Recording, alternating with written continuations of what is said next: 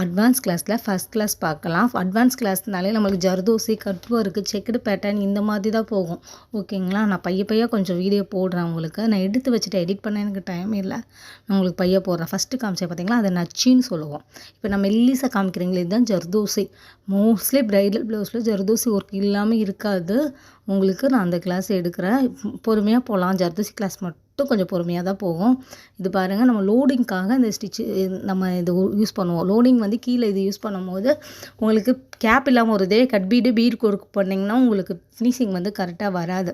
இது வந்து 1/4 இன்ச்சில் வெட்டுறேன் நான். ஓகேங்களா? அதாவது சிசர் வந்து இதில் கட்டர் கொஞ்சம் ஷார்ப்பாக இருக்க மாதிரி பார்த்துக்கோங்க. முனையில் வச்சு கட் பண்ணுங்கள்.